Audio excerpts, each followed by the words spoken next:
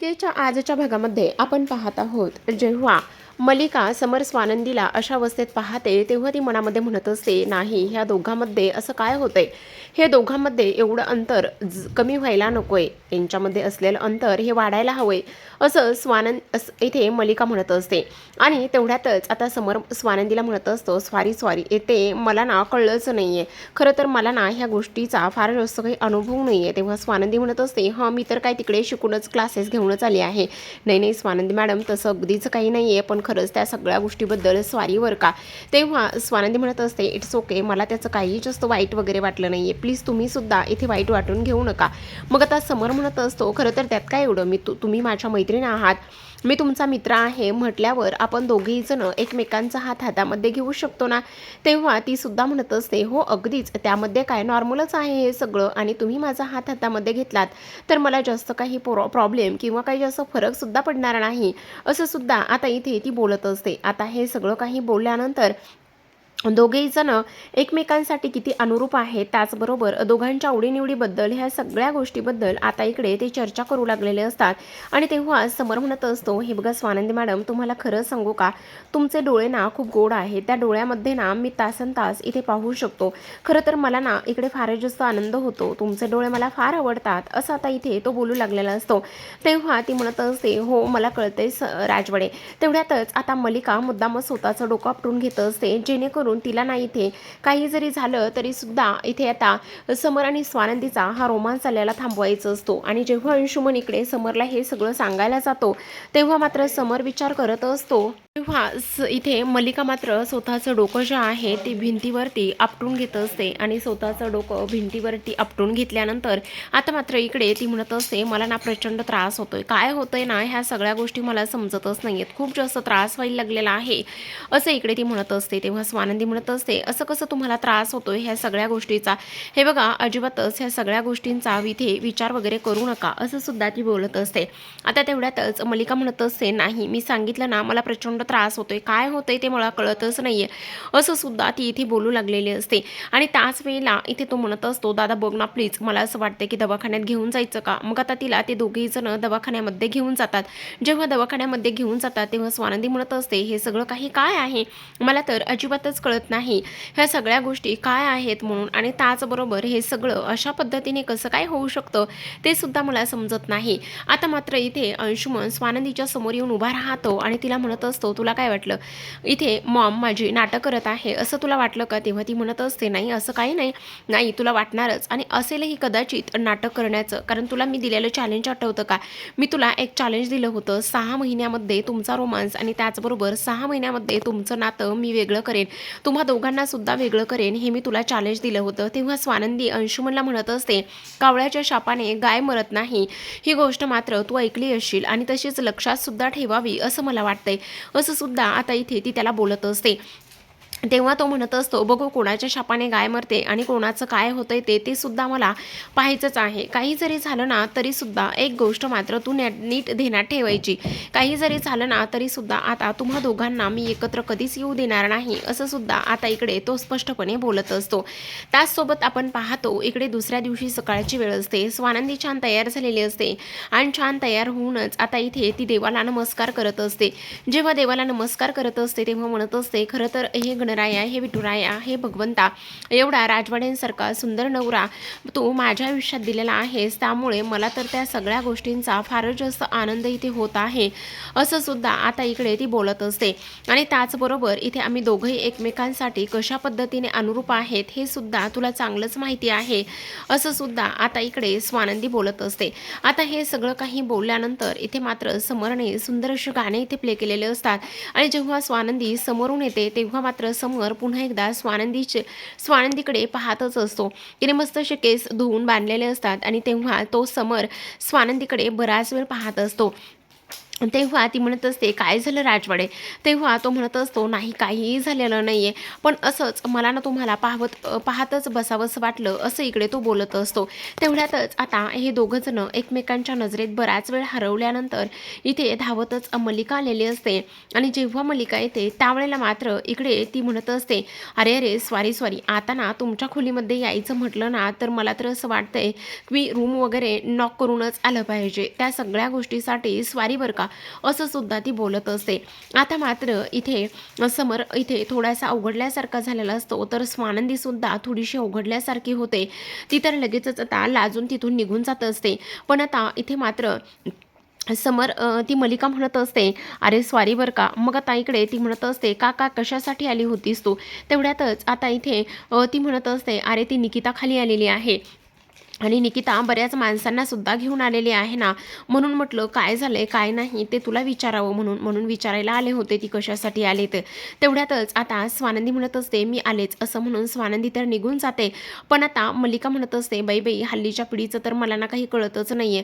म्हणजे आता निकिताला हे सगळं कळायला पाहिजे ना, अशा गोष्टी तिनं कशाला करायला पाहिजे ना.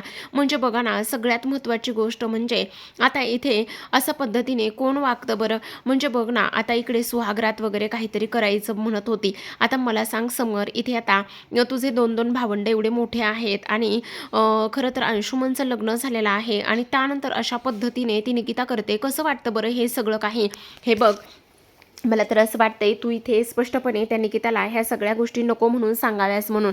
तेवढ्यात समोर मात्र काहीच बोलत नाही. तेव्हा आता इथे मल्लिका म्हणत असते, खरं तर आमच्या पिढीचं ना बाई खूपच वेगळं होतं, आमच्यामध्ये ना असं काहीच नव्हतं. बरं झालं बाई मी ह्या पिढीमध्ये नाही आहे. कसं ना मलाच इथे कसं तरी वाटते आणि खरं तर तुम्हाला काहीच वाटत नाही आहे, असं मुद्दामूनच ती आता इथे बोलत असते. दुसरीकडे आता इकडे निकिता मस्त आजींना कशा पद्धतीने काय काय करायचं काय काय नाही हे सगळं काही सांगत असते. आजी म्हणत असतात, भरपूर असे फुलं वगैरे मागवलेस ना? त्यावेळेला ती म्हणत असते, हो मी भरपूर असे फुलंसुद्धा मागवले आहेत, काळजी वगैरे करण्याची काहीच गरज नाही आहे, असं सुद्धा ती बोलत असते. आणि हे सर्व काही बोलल्यानंतर आता आपण पाहतो इथे आजी म्हणत असतात, हो ते तर अगदी बरोबर आहे, पण तुला एक गोष्ट सांगू का सगळ्यात महत्त्वाची म्हणजे की आमच्या वेळेला ना तर फारच बाई वेगळं होतं. काय वेगळं होतं असं विचारल्याबरोबर ती म्हणत असते, अगं आमच्या वेळेला ना तर इथे पापड तळूनच ठेवले होते. अरे खरंच खरं तसं काही करायचं का वेगळं हटके पद्धतीने? तेवढ्यातच आता स्वानंदी तिथे आलेली असते आणि स्वानंदी आल्याबरोबर म्हणत असते, तुम्ही दोघीजणी काय बोलताय? कशाबद्दल हे सगळं काही बोलताय? जरा मला तरी काही समजेल का? असं मुद्दामूनच ती विचारत असते. आणि त्याच वेळेला इथे ती म्हणत असते, नाही नाही आम्ही तुझ्याबद्दल वगैरे कशाबद्दल काहीही बोलत नाही, असं सुद्धा ती बोलत असते. आता हे सगळं काही बोलल्यानंतर आपण पाहतो स्वानंदी म्हणत असते, हल्ली ना तुम्ही मात्र इथे खूपच जास्त इथे वेगळ्या पद्धतीने हे सगळं काही करतात आणि त्याचबरोबर अशा पद्धतीने तुम्ही का आणि कशामुळे करताय मला तेच काही कळत नाही. तेवढ्यातच आता तिथे मल्लिका आलेली असते आणि जेव्हा मल्लिका येते त्यावेळेला ती म्हणत असते, अगं बाई खरंच का निकिता एवढं सगळं काही करायला लागलेले आहेस का? पण एवढं सगळं काही करतेस, पण मला एक गोष्ट सांग, इथे हे सगळं काही इथे मान्य आहे का? म्हणजे मला तेच समजत नाहीये. तेवढ्यातच आता इथे समरला पुन्हा सुद्धा म्हणत असते ती, अरे समर मला तर ह्या गोष्टी काय आहेत ना त्या कळतच नाहीये. तुम्ही कशा पद्धतीने हे सगळं काही करणार आहात ते सुद्धा मला काही केल्या कळत नाहीये. म्हणजे तुझं नेमकं काय चाललेलं आहे ना तेच कळत नाही.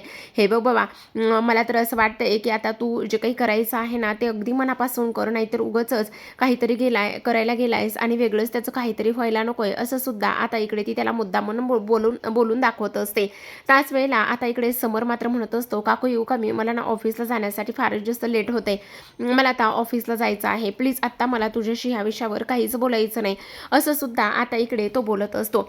तर इथे दुसऱ्या बाजूला मात्र निकिता म्हणत असते, लाल रंगाची भरपूर अशी गुलाबाची फुलं सुद्धा आम्ही मागवलेली आहेत.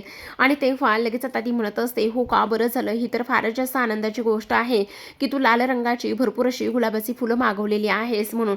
त्याचबरोबर इथे आता मल्लिका म्हणत असते, बघ बाबा समर, जे काही करायचं आहे ना ते जरा विचार करूनच कर, नाही तर माझं तर डोकं जड झालेलं आहे. आता मुद्दामन हिने ते ठिणगी टाकलेली असते आणि त्यानंतर समरला मात्र विचार करायला भाग पाडलेलं असतं. दुसरीकडे आपण पाहतो की आता इथे स्वानंदीला ह्या सगळ्या गोष्टीचा तर आनंद होतच असतो, लाजच सुद्धा असते, पण तरीसुद्धा इथे मात्र मनामध्ये बऱ्याच काही विचारांचं काहूर माजलेलं असतं. इथे आता दुसऱ्या बाजूला जेव्हा समर बाहेर येतो, समर बाहेर आल्याबरोबर इथे मात्र तो म्हणत असतो, काय चाललंय निकिता, हे आत्ताच्या आत्ता ह्या सगळ्या गोष्टी थांबल्या पाहिजेत. तेव्हा निकिता म्हणत असते, अरे काय बोलतोयस काय हे सगळं तू, अशा पद्धतीने कसं काय बोलू शकतोस तेच मला कळत नाहीये. तेव्हा लगेच आता इथे समर म्हणत असतो, हे बघ निकिता, अगं माझं वय 45 आहे, स्वानंदी मॅडमचं वय 35 आहे आणि ह्या सगळ्या हौसमौस करण्याचं आमचं वय नाही आहे. तुला जर काही करायचंच असेल कोणासाठी तर तू एक काम कर, तू ना निकितासाठी, अंशुमनसाठी आणि त्याचबरोबर सुष्मितासाठी जे काही करायचं आहे ते कर. तेव्हा आजी म्हणत असतात, तुझं जरा जास्तच होतंय असं वाटत नाही आहे का? अरे ह्या सगळ्या हौसमौस करण्याला इथे थोडी ना लिमिट असतं वयाचं वगैरे. हे बघ असं काही होणार नाही आहे. आणि आणखी एक गोष्ट तुला सांगते, ह्या असल्या गोष्टी मनातून काढून टाक बरं. आणि तुला जेव्हा लग्न झालं होतं त्यावेळेस आम्हाला हे सगळं काही करणं नाही झालं, पण आत्ता आमची इच्छा आहे ना हे सगळं काही करण्याची, मग तू आम्हाला हे सगळं काही करू देणार आहे, समजलं?